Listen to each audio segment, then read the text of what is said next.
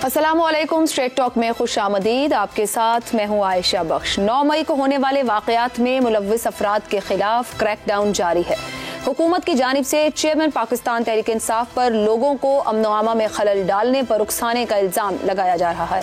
ताहाल इमरान खान की जानिब से 9 मई के वाक़यात की खुलकर मजम्मत नहीं की गई, मगर पार्टी छोड़कर जाने वाले तमाम अफराद मजम्मत करके पार्टी को खैराबाद कह रहे हैं, मगर इमरान खान के मुंह से मजम्मत निदारत।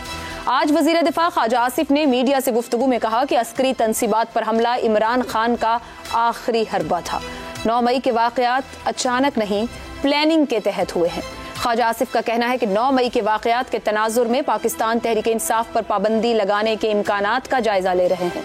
उन्होंने कहा कि अगर इससे मुताल्लिक फैसला हुआ तो पार्लियामेंट से रुजू किया जाएगा। दूसरी जानिब PTI के वकील बैरिस्टर अली जफर ने रद्दअमल में कहा है कि तोड़ फोड़ इनफरादी अमल है, इस बुनियाद पर किसी जमात पर पाबंदी नहीं लगाई जा सकती। अगर तहरीक इंसाफ पर पाबंदी जैसा इकदाम उठाया जाता है तो यही अदालत एक दिन में इस इकदाम को कल अदम करार दे देगी। PTI पर पाबंदी की आवाज़ें नई नहीं हैं। खुद इमरान खान भी इस बात का खदशा जाहिर कर चुके हैं कि 9 मई के वाक़यात की आड़ में PTI पर पाबंदी लगाने की तैयारी हो रही है।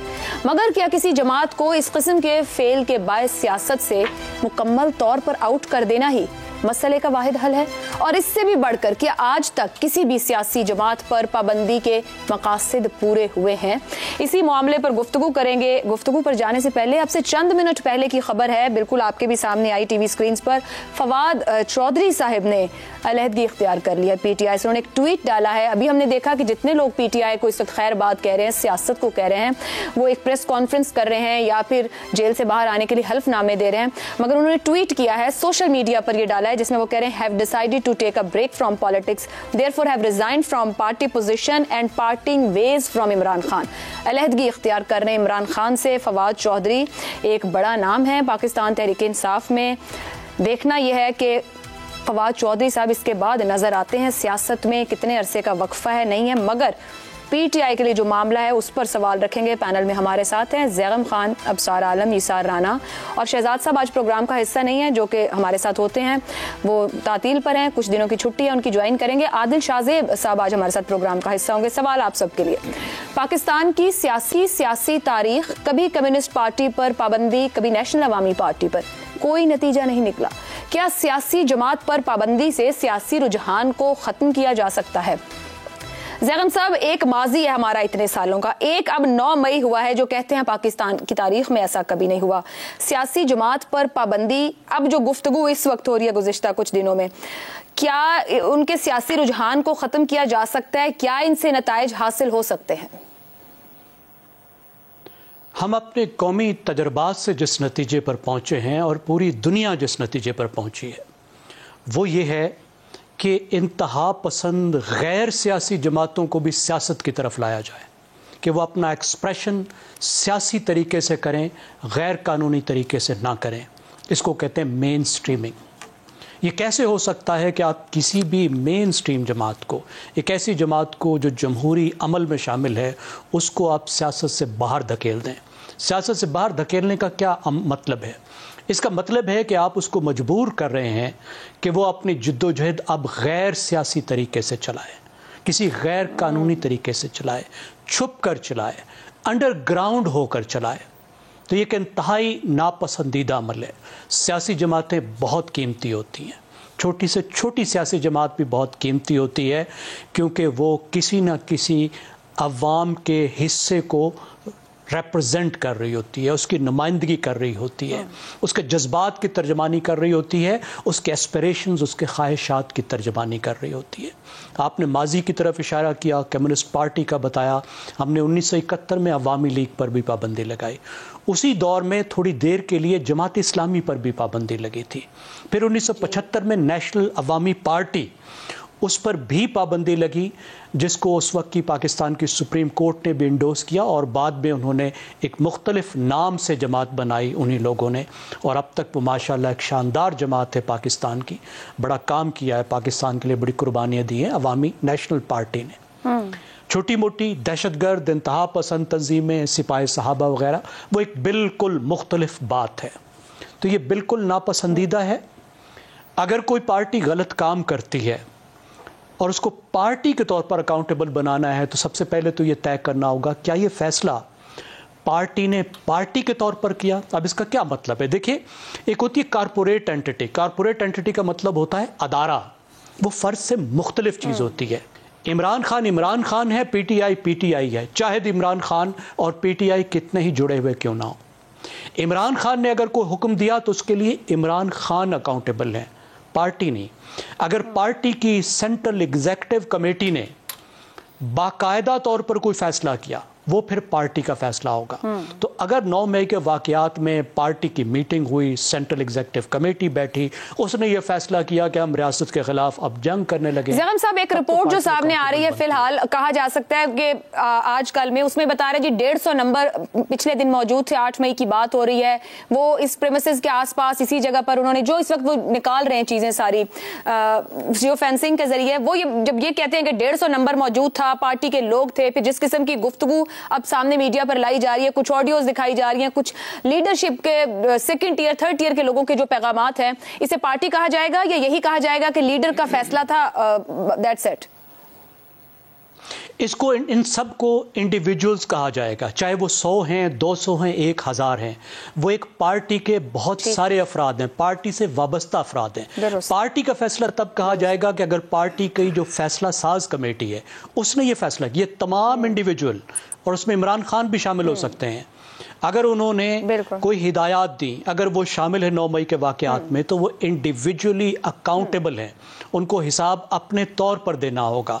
लेकिन वो पार्टी का फैसला मेरी राय में नहीं कहलाएगा, और अगर एक्शन लिया भी गया तो मेरे ख्याल में बहुत मुश्किल होगा, क्योंकि पार्टी को बैन करने के अमल में जो सुप्रीम कोर्ट है उसका रोल पिवटल है, बहुत अहम है। आज खुद हुकूमत पाबंदी नहीं लगा सकती, तो मेरा नहीं ख्याल कि सुप्रीम कोर्ट में कोई भी जज बैठा हो, चाहे मौजूदा चीफ जस्टिस बैठे हों, चाहे उस बेंच की सरबराही जो है वो कोई दूसरा कर रहा हो, मेरा नहीं ख्याल कि वो इस चीज पर रजामंद होंगे। और यही बात आज पीटीआई के वकील बैरिस्टर अली जफर की जानिब से भी कही गई है। आदिल शाह साहब, क्या यही वाहिद हल है इस वक्त जहां और जिस तरीके से पीटीआई के मामले को ट्रीट किया जा रहा है पोस्ट 9 मई, या इनफरादी इस मामले को ट्रीट किया जाना चाहिए? अगर किसी का कोई जुर्म है तो उसकी तरफ बढ़ा जाए। साथ ही जो लीडरशिप की जानिब से पीटीआई से फासले और उसे छोड़ा जा रहा है, ये दुरुस्त हालात के अंदर दुरुस्त फैसला है पाकिस्तान तहरीक इंसाफ के रहनुमाओं का?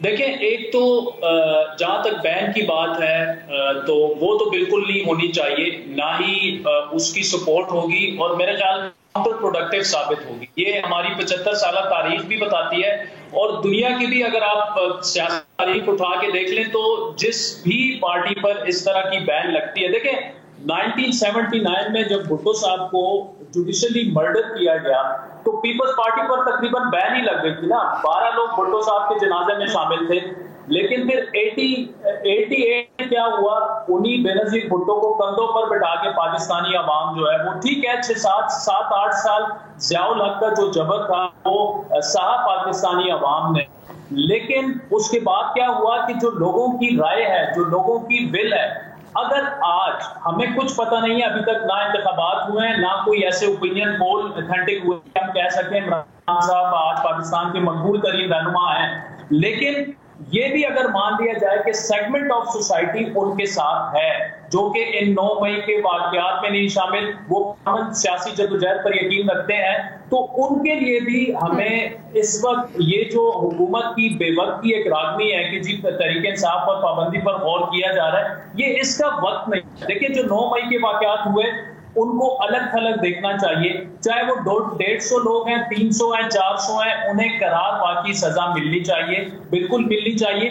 भी नहीं होना चाहिए कि वो सजा इस सूरत में मिले कि जबरी गुमशुदगियां शुरू हो जाए, या जबरी तौर पर सियासी वाबस्तियां जो हैं, सियासी जो आइडियोलॉजीज हैं, वो जबरी तौर पर अगर तब्दील होना शुरू हो जाए। अगर ये तासुर उभर रहा है तो ये भी हुकूमत को खत्म करना चाहिए, क्योंकि देखिए इस वक्त जो मुल्क के हालात हैं, इस सारी चीज में एक जो असल मसला है वो ओवरशैडो हो चुका है, और वो ये है कि जो हमारे माशी हालात हैं, आप डिफॉल्ट के दहाने पे इस वक्त खड़े हैं, IMF के साथ आपका मुआहिदा स्टाफ लेवल एग्रीमेंट हो नहीं पा रहा, उस जानिब हुकूमत को ज्यादा तवज्जो देनी चाहिए।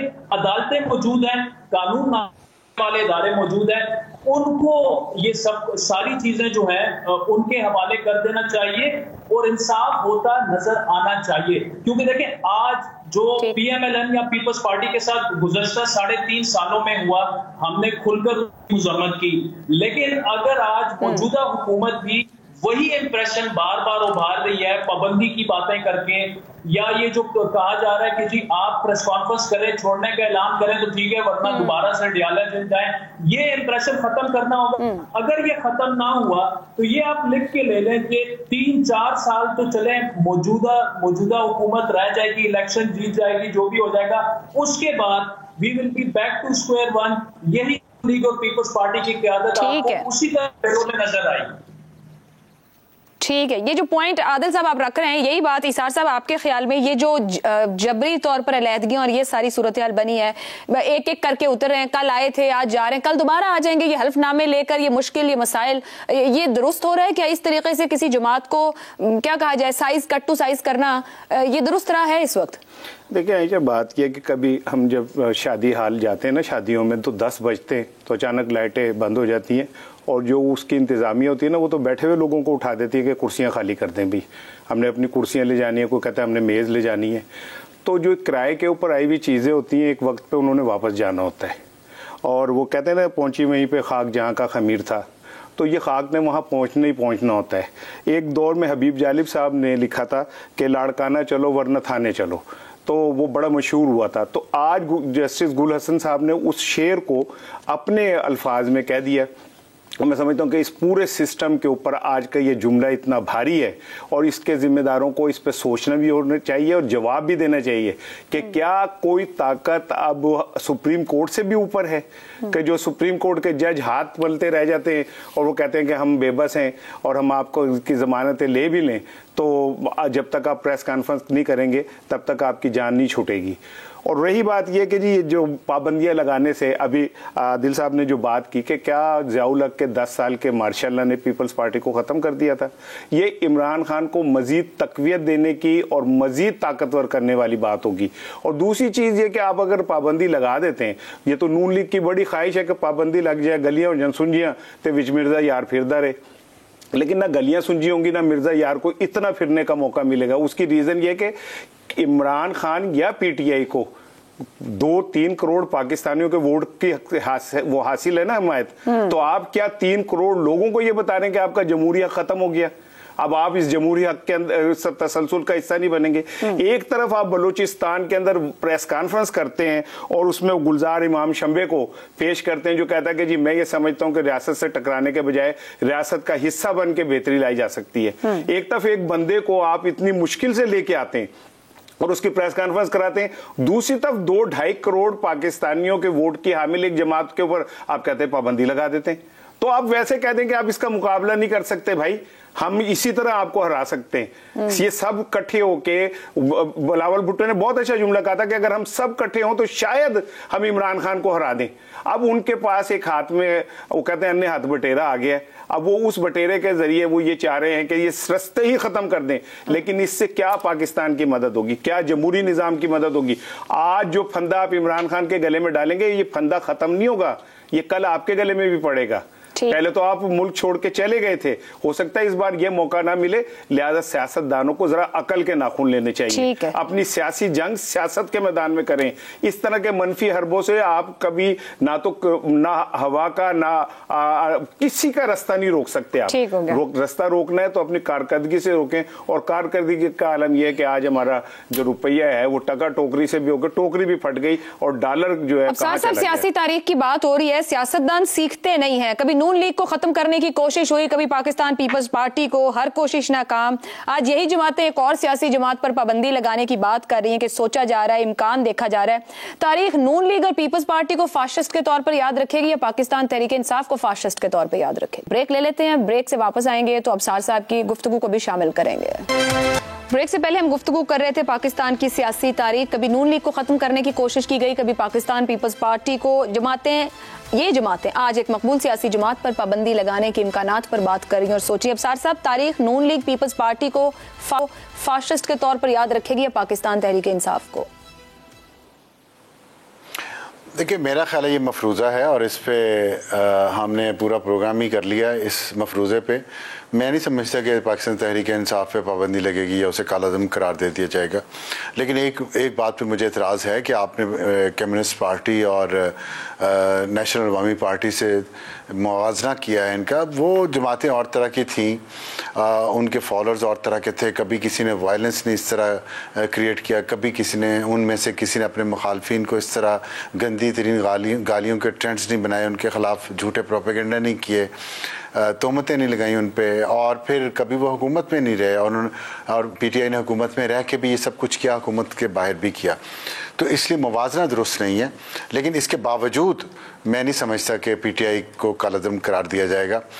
दूसरी बात, फवाद चौधरी का आपने जिक्र किया शुरू में और उनके ट्वीट का जिक्र किया, तो फवाद चौधरी से मेरी अच्छी सलाम दुआ है। इसके बावजूद भी उन्होंने, जब मैं कुछ ट्वीट किए थे तो मेरे ख़िलाफ़ उनके हलके में पर्चा दर्ज करवा दिया गया, बगावत का, गद्दारी का, आर्टिकल 6 के। तो उन्होंने अपने एक वकील के ज़रिए, उनका एक पार्टी का वकील था। लेकिन मैं समझता हूँ कि फवाद चौधरी साहब के साथ, क्योंकि मेरी अच्छी सलाम दुआ है, जिसके साथ भी जो हो रहा है, इमरान रियाज भी हैं, उनके साथ वो जो यूट्यूबर हैं, तो जो ज़्यादती हो रही है, ये मुझे, मेरा दिल बहरहाल इस पे दुखता है कि हालात किस तरफ आ गए हैं। लेकिन बहरहाल वो जो कहते हैं कि जब तैश में खौफ खुदा ना रहा, जब आप हुकूमत में थे तो इन्हीं चीज़ों से लोग आपको वार्निंग देते थे, याद करवाते थे कि फ़िरौनियत नहीं दिखानी चाहिए, ताकत के घुमंड में नहीं रहना चाहिए। लेकिन बहरहाल अब तो ये मकाफ़ात अमल है, इस पर अफसोस का इज़हार किया जा सकता है जो कुछ भी हो रहा है। एक मेरी उनसे गुजारिश है कि वो अपना पिन ट्वीट हटा दें अब जो उन्होंने लगाया हुआ है, और साथ उनकी मोहतरमा ज़ौजा ने भी जो अभी ट्वीट किया, उन्होंने अपना पिन ट्वीट चेंज कर लिया है वैसे बाय द वे जल्दी से ही, और उस पर उन्होंने कह दिया कि आखिरकार यही होना था। ये अब उनका पिन ट्वीट है, लेकिन वो तस्वीरें वहाँ से हटा दें। खान साहब के साथ अगर आप खड़े नहीं हो सकते। साहब, ये सफ़र मजबूरी में इख्तिताम को पहुँच रहे हैं या दबाव में इख्तिताम को पहुँच रहे हैं? ये इसका इसार राना साहब ने बहुत अच्छा इसका तजिया किया है कि ऐसे ही होना था। जब आप इधर उधर से चीज़ें इकट्ठी करके जमा करते हैं तो फिर ये मेरे लिए कोई अनहोनी बात नहीं है, ये इतनी देर में हुआ है, ये अनहोनी बात है। मैं समझता था कि जो स्टफ़ जाता है हर सियासी जमात में और जो पीटीआई में भी गया, वो इतनी देर भी खड़ा रह गया, तो मैं तो इस पे भी हैरान हूँ। ये तो बहुत पहले हो जाना चाहिए था। और मैं सलाम पेश करता हूँ लाहौरी इलीट को कि पहली दफ़ा 1 साल तक वो खड़े रहे और उनको किसी ने टच नहीं किया। लेकिन आपने आखिर देख लिया ना कि इस मुल्क में जितना गंद पड़ा हुआ है उसके पीछे कौन लोग हैं, लाहौरी इलीट ही है। और मैं आपके लिए भी मेरी नेक ख्वाहिशात हैं कि आप उसका हिस्सा ना बन जाइएगा कभी किसी वक्त जाके। अल्लाह रहम करे। ठीक है, अब सार साहब आगे बढ़ते हैं। बात सबने यही की कि ये तरीका कार नहीं होना चाहिए। सार साहब कह रहे हैं कि इस तरफ मामलात नहीं जाएंगे, लेकिन वो कह रहे हैं जिस तरह जमा हुआ सब कुछ उसी तरीके से माइनस हो रहा है। एक और अहम मामला फैसल वाउडा की जानिब से आज एक गुफ्तगू की गई है और बड़ी अहम गुफ्तगू है जनरल रिटायर्ड फैज हमीद से। साबिक डीजीआई हैं जनरल रिटायर्ड फैज हमीद का शुमार पाकिस्तान के ऐसे जर्नैलों में होता है जो हाजिर सर्विस रहते हुए ही शदीद तनाज़ात की जद में रहे। डीजीसी के तौर पर जनरल फैज पर 2018 के इंतखाबात में पीटीआई के लिए धांधली के इल्जामात लगे। इस्लामाबाद हाई कोर्ट के साबिक जस्टिस शौकत अजीज सिद्दीकी के इल्जामात हों। 2019 में सेनेट में तहरीकी अदम एतमाद के मामले पर मीर हासिल खान बिजिंजो मरहूम के इल्जामात का ताल्लुक हो, 2021 में इमरान खान के एतमाद के वोट का ताल्लुक हो, या 2021 में मरियम नवाज का इल्जाम हो कि कैसे जनरल फैज ने अपने हल्फ की खिलाफ वर्जी की। ये तमाम इल्जामात दौराने मुलाजमत ही जनरल फैज हमीद पर लगने लगे। रिटायरमेंट के बाद तो जनरल फैज हमीद पर इल्जामात की फहरिस्त मजीद तवील होने लगी। जनरल फैज और उनके भाई पर जमीनों की करप्शन के इल्जामात और तो और साबिक army chief general Qamar Javed Bajwa ने भी इनडायरेक्ट तरीके से गुज़िश्ता 5 साल के बहुत से इक़दामात के लिए भी जनरल फैज को ही मोर्द इल्जाम ठहराया। अब चंद दिन पहले इमरान खान के पुराने और नाराज खिलाड़ी फैसल वाउडा ने कोई लगी लिपटी रखे बगैर जनरल फैज को ही 9 मई के वाकयात का जिम्मेदार करार दे दिया और आज फैसल वाउडा ने क्रीज से बाहर निकलकर जनरल फैज पर इंतहाई संगीन इल्जामात आयद कर दिए। फैसल वाउडा ने साबिक DGISI lieutenant general retired Faiz Hamid को 190 मिलियन पाउंड करप्शन केस का मास्टरमाइंड करार दिया है। उनके मुताबिक शहजाद अकबर और कुछ आदमियों को भगाने में भी फैज हमीद का हाथ है। फैज हमीद की बाक़ियात सेनेट और दाएं बाएं मौजूद हैं। फैसल वाउडा ने कहा कि अभी मैं फैज हमीद के पाकिस्तान के असासों की बात कर रहा हूं। इसी मामले पर सवाल आप सबके लिए। जनरल रिटायर्ड फैज हमीद पर इल्जामात संगीन से संगीन तर होने लगे। क्या फैज हमीद के खिलाफ बड़ी कार्रवाई हो सकती है? आदिल साहब, आपके ख्याल में जिस तरीके से फैसल वाउडा, जो कि खुद हम सब जानते हैं प्रो एस्टैब्लिशमेंट सियासतदान हैं और वो हमेशा कहते हैं direct reporting to Imran Khan थे, पार्टी के अंदर किसी हायरार्की में नहीं अपने आप को रखते, जनरल फैज के खिलाफ गरज बरस रहे हैं, क्या शिकंजा कसे जाने वाला है? देखिए, इसमें बड़ी सिंपल सी बात है। आपका सवाल ये है कि क्या जनरल रिटायर्ड फैज के खिलाफ कार्रवाई हो सकती है, तो 75 साल तारीख तो हमें ये बताती है कि किसी भी रिटायर्ड जनरल के खिलाफ किसी केस में भी कार्रवाई नहीं हो सकती, चाहे उन्होंने आईनी पामाल किया। तो इसका जवाब तो नो में है। क्या कार्रवाई होनी चाहिए? बिल्कुल कार्रवाई होनी चाहिए। क्या 190 मिलियन के पाउंड में मलिक रियाज समेत जनरल फैज को भी गिरफ्तार करना चाहिए? बिल्कुल गिरफ्तार करना चाहिए। लेकिन अभी जो फैसल वाउडा साहब जो बात कर रहे हैं, देखिए ये अभी तो हम उसे हेर से कह सकते हैं, क्योंकि ये ऐसा केस है जो मैंने बड़ी डिटेल में देखा, उसकी कवरेज भी की है और ऐसे चैनल से ताल्लुक है जिस पर आप मलिक रियाज का नाम लें तो उस पर बीप नहीं लगती। तो ये ओपन एंड शट केस है। अब इसमें जनरल रिटायर्ड फैज का जो है जो नहीं है, हमारे पास कोई और डिटेल्स है नहीं। तो मेरे ख्याल में अभी चूंकि ये मामला सब जुडिस भी है, नैब भी इसकी पूरी कार्रवाई और छानबीन कर रही है, तो ये अपने मंतकी अंजाम तक पहुंचेगा। मेरे ख्याल में जनरल फैज के अलावा भी इसमें बहुत सारे नाम आए। शहजाद अकबर साहब को जिसने फरार होने में मदद फराहम की, उस वक्त तो खैर उन पर कोई केस नहीं था, लेकिन वो चले गए। मेरे ख्याल में उनको भी वापस आके बाकायदा इस पर एक वजाहत देनी चाहिए, क्योंकि मरकजी किरदार वही थे। कल जो इमरान खान साहब की पेशी हुई इसी केस में, वो शहजाद अकबर साहब पर डाल रहे हैं। तो एक तो इस केस की बिल्कुल इन्वेस्टिगेशन और वो होनी चाहिए, लेकिन इमरान खान साहब ने मुबैना तौर पर फायदा पहुंचाया है, लेकिन वो फायदा किसको पहुंचाया? वो मलिक रियाज साहब को पहुंचाया। तो मलिक रियाज साहब से क्या किसी ने इन्वेस्टिगेशन की? क्या होगी? क्या कोई क्वेश्चनेयर उनके पास गया? तो ये बड़े अहम सवालात हैं जिनके जवाबात जो है हम सब को तलाशी हैं आपकी तरह। लेकिन जनरल रिटायर्ड फैज से सिर्फ इस मामले में पूछगछ नहीं होनी चाहिए। उन्होंने जो 2016 से जब तक वो रिटायर्ड नहीं हुए थे, जो किया वो अब ओपन सीक्रेट, चाहे वो जस्टिस शौकत सदीकी के साथ जो उनका हुआ था, या जो पॉलिटिकल इंजीनियरिंग थी, या एक इलेक्टेड प्राइम मिनिस्टर को अदलिया के जरिए जिस तरह से नायल करवाया गया, उस वहां से लेकर आरटीएस फेल करवाने तक और जहाज लाद कर पीटीआई में शामिल करवाने तक, पीटीआई की हुकूमत ना सिर्फ लाना वो बहुत बड़ा जुर्म था, बल्कि उसको फिर चलाना, फिर यूसुफ रजा गिलानी साहब के साथ सेनेट में जिस तरह से हुआ, अच्छा फिर गुजंजो साहब की अक्सरियत को अकलियत में जिस तरह तब्दील किया गया। इसके अलावा जो हमारे सहाफी भाइयों के साथ उस वक्त हुआ, हमें तो सिर्फ फोन करके प्रेशराइज करके ये प्रोग्राम ये बात करें और ये बात ना करें। आपके पास अब साथ बैठे, वो अपनी तरफ से तो मार लिया था जिन्होंने मरवाना था, अल्लाह ताला ने उन्हें बचा दिया। मतिउल्लाह जान देख लें, असद तूर देख लें, तलत साहब का प्रोग्राम बंद हुआ, मुर्तजा सुलंगी का प्रोग्राम बंद हुआ। ये सारे मुबैना जराइम हैं जिस पर पूछगछ होनी चाहिए, क्योंकि आज जो पाकिस्तान जहां पे खड़ा है ना, हम पीडीएम पे तो तनकीद करते, एक साल में आपने डॉलर जो है वो कहां से कहां पहुंचा दिया, 308 में आज ट्रेड करता है। लेकिन उससे पहले 3.5 साल में जो कुछ इस मुल्क के साथ हुआ, आज आपकी मईशत का जो सत्यानाश हुआ है, उसमें मेरे ख्याल में जो सियासी इंजीनियरिंग थी, जिसके खालिक जिसको उसका बड़ा अहम किरदार है जनरल फैज थे, उनसे पूछा जाना चाहिए। जनरल बाजवा साहब से भी पूछा जाना चाहिए। वो तो माफी मांग चुके हैं कि हमारा जो किरदार था वो नहीं होना चाहिए था। लेकिन इमरान खान साहब को लाने वाले, उनको चलाने वाले, इस मुल्क को इस नहज तक पहुंचाने वाले, उन सब से पूछगछ होनी चाहिए, चाहे वो वर्दी में हो चाहे वो बगैर वर्दी में। ठीक है, बहुत से सवालात आदिल साहब ने उठा दिए हैं, बेतहाशा सवालात हैं, मगर बात वही है कि तहकीकात होनी चाहिए और सवालों के जवाब मिलने चाहिए। एक ब्रेक लेते हैं, दीगर पैनलिस्ट की जानिब जाएंगे। प्रोग्राम में एक बार फिर खुशामदीद। अबसार साहब, जो ब्रेक से पहले गुफ्तगू हो रही थी, फैसल वाउडा साहब ने यह भी कहा कि फैज हमीद की बाक़ियात अब भी मौजूद हैं। क्या इमरान खान को सिस्टम के अंदर से हिमायत का तासुर दुरुस्त है? फिर जी, तासुर दुरुस्त है ये, और तासुर नहीं है, ये हकीकत है। और मैं सिर्फ इतनी मुख्तसर बात करना चाहता हूँ इस पे, क्योंकि मैं जनरल फैज़ हमीद को बहुत अच्छी तरह से जानता हूँ। मेरा उनसे वास्ता रहा है।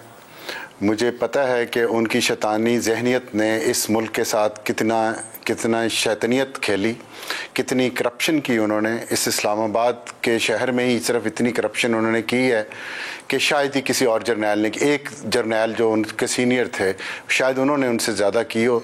वरना जितनी करप्शन की, जितना उस शख्स ने जुल्म किया और जितना उस शख्स ने इस मुल्क को तबाह किया, और उसके जो सीनियर ने साथ मिल के, और उसके 2 जूनियर भी थे।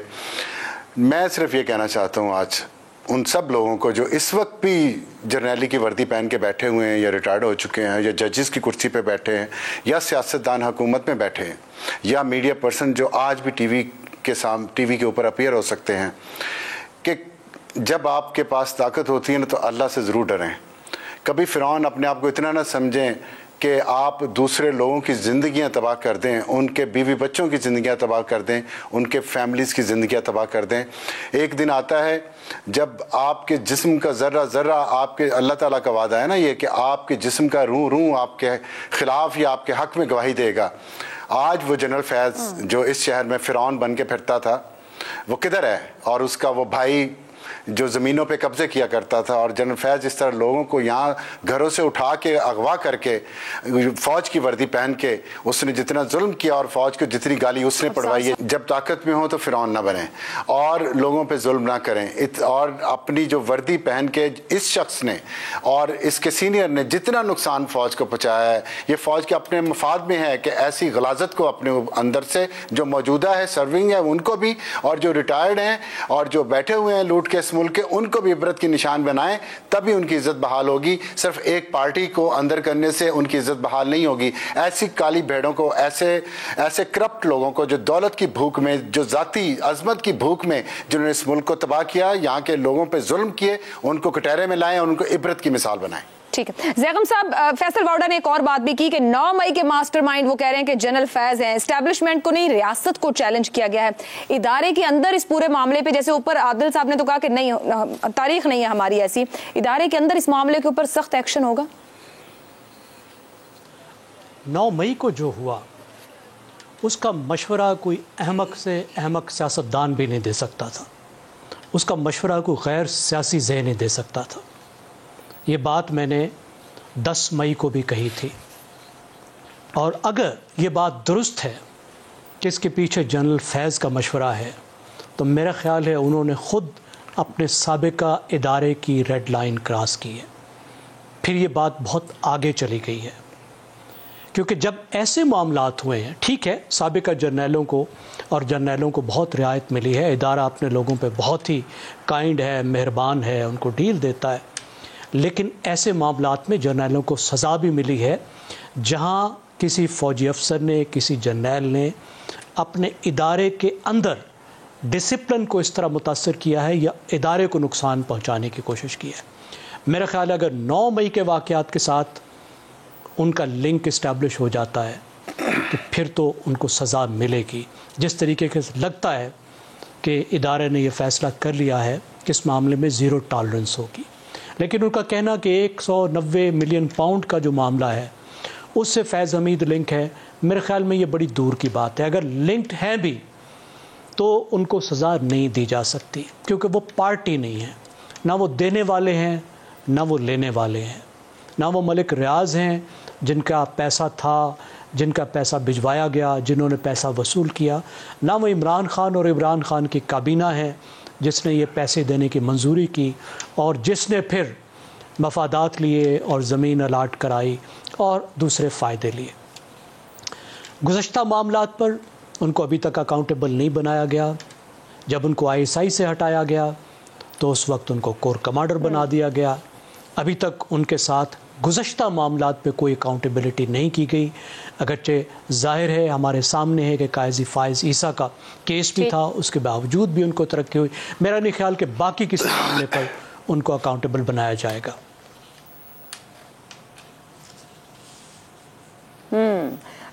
इसार साहब, ये जो ज़ैगम साहब ने एक पॉइंट उठाया, उन्होंने कहा 9 मई के पीछे अगर वो मास्टरमाइंड हैं जो फैसल वावड़ा कह रहे हैं, तो फिर सिर्फ वो अकाउंटेबल जरूर होंगे और उनकी तहकीक और तफ्तीश भी होगी, और अदरवाइज किसी मामले पर नहीं, क्योंकि हुआ नहीं। देखें, आज वो जो खातून खदीजा जो गिरफ्तार हुई, जिनका एक बहुत हैवी बैकग्राउंडर है, उसे एक बात तो क्लियर है कि फ़ौज किसी को भी माफ़ नहीं करेगी। जो जो इस मामले में इन्वॉल्व है उसको ज़रूर सज़ा मिलेगी और मिलनी भी चाहिए, बिल्कुल सही बात है। लेकिन फैसल वावड़ा जो हैं वो काफ़ी दिनों से एक टारगेटेड ऑपरेशन करते हैं। वो एक ड्रोन अटैक लेके आते हैं और एक ख़ास मुकाम पे जाके वो फाड़ देते हैं। और मुझे ऐसा लगता है वो जो पंजाबी कहते हैं मैं नहीं बोल दी मेरा यार बोल दा, कहीं ना कहीं से कोई ना कोई उनके अंदर बोल रहा होता है। बल्कि आज तो मुझे ऐसा लग रहा था जैसे वो कहीं मरियम साहिबा की आवाज़ मर्दाना आवाज़ में बदल गई है। जो कुछ वो कह रहे थे ना, सारा कुछ वो वही था। ठीक है। मैं सिर्फ एक बात कहूँगा कि वो अफसार साहब जो जिस तरह जो बात कह जाते हैं शायद मैं उस तरह ना कह पाऊँ, लेकिन मैं ये समझता हूँ कि पाकिस्तान में जिस दिन ये बात ख़त्म हो गई ना कि आम आदमी और ताकतवर आदमी में फ़र्क है, ठीक है, तब मामला बिल्कुल क्लियर हो जाएंगे। अदरवाइज तब तक जो ये सोचता है कि जी जनरल फैज़ हमीद को सज़ा हो सकती है, वो बिल्कुल ऐसे ही है कि शतीरियाँ, वो क्या जुमला है कि वो ज़ादी कोड कर ली तो शतीरियाँ नु जफे, ठीक है, तो ये ऐसे जफे नहीं। बहुत बहुत शुक्रिया चारों मेहमानों का। प्रोग्राम का वक्त खत्म हो कीजिए। अल्लाह हाफ़िज़।